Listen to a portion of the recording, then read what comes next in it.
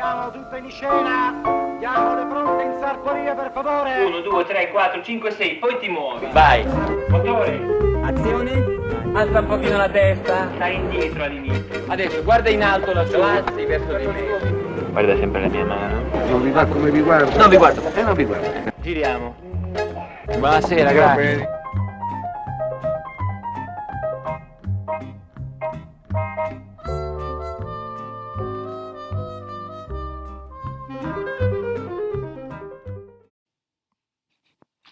Buongiorno a tutti, mi presento, sono Silvia Scola,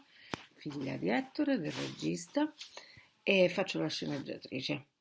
Sono qui oggi per parlarvi di questo mio mestiere, quello dello sceneggiatore, cioè lo scrivere il cinema, che è uno dei mestieri più belli del mondo, secondo me il più bello del mondo, ma insomma questo forse lo pensano molti, soprattutto nel campo del cinema, che è pieno di mestieri e di specializzazioni molto molto importanti. La sceneggiatura è la prima, è il primo mestiere, diciamo, che sottende a tutto il processo perché è proprio quello iniziale, dall'ideazione, da una semplice idea di possibile storia per il cinema. Poi avviene tutto invece un lavoro fra gli sceneggiatori, è un lavoro collettivo, di squadra, di solito si può essere in 2, in 3, in 4, all'epoca d'oro del cinema si era anche in 8, 10 sceneggiatori. A quel punto, dall'idea, dall'ideazione si comincia così a parlare, a confrontarsi, a riunirsi, fino a che quest'idea non prende una dimensione di un breve racconto, che abbia quindi un inizio, uno svolgimento, una fine, che abbia dei personaggi, delle psicologie dei personaggi, delle relazioni fra i personaggi, delle difficoltà, degli andamenti diversi, quindi comunque un arco narrativo che comincia quando iniziamo a vedere il film, con l'inizio del film e arriva alla fine del film, e solitamente un personaggio nell'arco del racconto cinematografico, un cambiamento, una modifica o al suo carattere o alle sue abitudini o comunque alla sua quotidianità lo avrà. Questo lavoro appunto è un lavoro collettivo che prevede appunto grande scambio, grande da una parte cultura, nel senso che è un lavoro che prevede che si sia letto molto nella vita, insomma per scrivere bisognerebbe aver letto e non smettere mai, nel senso che poi appunto i soggetti possono essere originali, possono essere tratti da un'altra opera, un'opera letteraria, un'opera cinematografica, un'opera teatrale, da qualunque altra fonte ispirativa. Però diciamo che appunto è un lavoro che segue un iter abbastanza lungo perché c'è appunto l'ideazione o l'individuazione di un'opera dalla quale trarre un film, poi c'è appunto tutto il lavoro di elaborazione proprio delle linee guida di quelle che potranno essere, che potrà essere la storia del film. E quindi diciamo che un primo step è arrivare a un soggetto. Un soggetto è un breve racconto che può essere dalle 5 alle 20 pagine, insomma quanto può essere un racconto, in cui appunto diciamo che già si intravede quello che potrà essere il film. Ovviamente da uno stesso soggetto possono venire fuori 10, 20, 30, 100 film diversi, sia a seconda di chi poi li realizzerà, quindi a seconda del regista e degli autori che lo prenderanno in mano, e sia a seconda di chi appunto lo scriverà. Comunque passata la fase del soggetto, diciamo che nel momento in cui si sceglie un soggetto per il cinema e quindi parte quello che è proprio il lavoro di scrittura del film, ci si riunisce e si comincia appunto a elaborare questo breve racconto,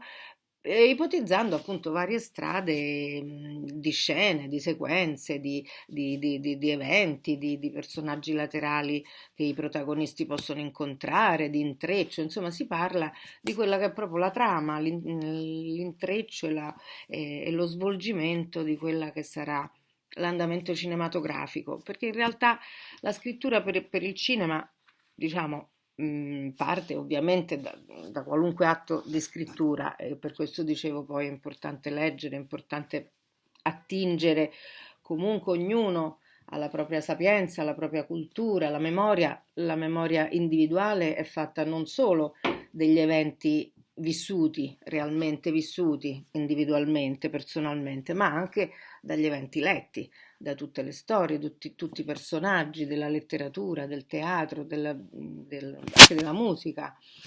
E quindi tutte queste suggestioni fanno sì che poi nel momento in cui uno si metta così a lavorare a una materia, abbia anche appunto altri esempi più illustri, a partire appunto da un triangolo, per esempio, tra un figlio e una madre, sicuramente ci si rifarà al mito di Edipo e anche appunto probabilmente a Euripide, ai classici, cioè insomma ogni suggestione, ogni ispirazione poi viene appunto supportata o meno da tutto quello che è o il vissuto personale o anche appunto la cultura personale e l'immaginazione, la fantasia degli autori poi che comporranno questa storia. Dal soggetto, appunto, dopo molte discussioni, molti confronti, molte chiacchiere, è una fase molto bella quella iniziale perché tutto è possibile, cioè data un'idea, poi appunto il suo sviluppo può andare in 1000 direzioni diverse e questo appunto è uno degli elementi veramente di grande fascino, di grande entusiasmo per questo lavoro, la possibilità di raccontare, di declinare appunto le emozioni, gli eventi, la narrazione in infiniti modi. Dal soggetto poi si passa a scrivere di solito il trattamento, che è quindi un racconto ancora in forma letteraria, diciamo più vicino a una forma di romanzo, in quanto appunto ancora usa per esempio immagini astratte, concetti appunto più di suggestione che non visivi, mentre invece la scrittura per il cinema prevede che tutto quello che ci sia scritto sulla pagina della sceneggiatura sia visibile o udibile. Quindi non potremo dire quell'uomo è timido, quell'uomo è avaro, bisognerà scrivere un'azione che racconti la timidezza o l'avarizia, quindi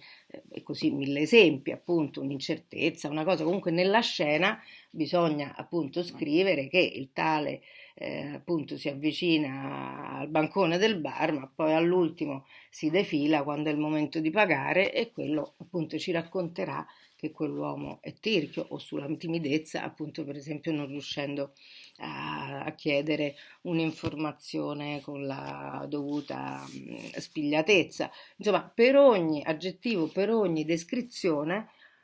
la scrittura per il cinema si differenzia appunto da quella letteraria perché ha proprio bisogno di descrivere un'immagine proprio nella sua completezza e concretezza. Quindi appunto va benissimo pensare a dei personaggi che abbiano alti empiti morali, umani, emotivi, però poi nella scrittura per il cinema bisogna già suggerire, perché è un progetto, la sceneggiatura è il progetto del film che poi verrà realizzato, quindi già a quella fase bisogna sapere appunto come lo si vedrà, non in maniera tecnica, all'epoca qualcuno, mio padre non l'ha mai fatto, ma insomma scriveva i movimenti di macchina, la macchina da presa, inquadra quello, non è tanto questo, cioè non visivamente poi lo stabiliranno sul set il regista, il direttore della fotografia, lo scenografo, cioè sarà appunto una fase realizzativa. La fase progettuale è appunto quella del tavolino in cui tu ti metti lì e descrivi esattamente cosa si vedrà, lo descrivi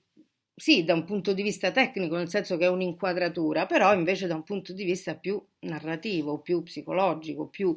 vicino alla materia narrata che non a quella poi tecnica di ripresa. Ed è un lavoro bellissimo, appunto vi dicevo, forse sempre meno pagato, sempre meno riconosciuto, però è fondamentale perché un film è fatto principalmente di quello che racconta, proprio del significato, del senso profondo, al di là poi delle inquadrature, ma la regia ovviamente non è che si riduce a mettere in scena e a inquadrare, ovviamente appunto nella regia è prevista la direzione degli attori, la scelta degli attori, la scelta degli ambienti, cioè tutto quello che era solo progettuale nel nostro scritto della sceneggiatura, invece poi appunto prende forma, quindi appunto poi servirà a tutta un'altra equipe. Mio padre ha sempre, è nato sceneggiatore, è nato disegnatore, ma insomma è nato sceneggiatore e lo è sempre rimasto, anche quando è passato a fare il regista e ha continuato a sceneggiare ovviamente i suoi film, ha sempre avuto un atteggiamento da sceneggiatore, anche con me che sono stata prima sua allieva e poi sua collaboratrice,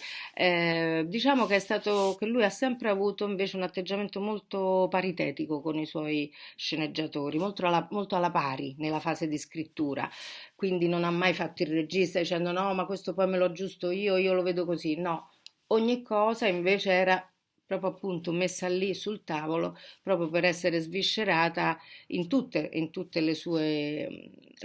sfaccettature e quindi invece diciamo il punto di vista degli altri per uno che poi si dovrà prendere l'incarico di farlo da solo è molto importante, forse più importante del proprio, che avrà tempo di conoscerlo e capirlo, mentre invece il confronto con i collaboratori sceneggiatori è importantissimo.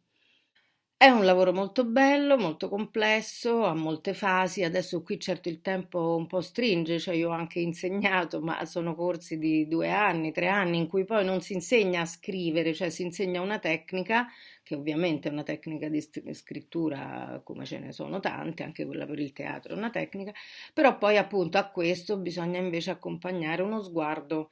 poi personale, appunto, di significato, di capacità di narrazione, di osservazione della realtà, degli uomini, della vita dell'uomo in generale. Se uno ha qualcosa da dire, di solito è perché sa osservare e rielaborare un pensiero.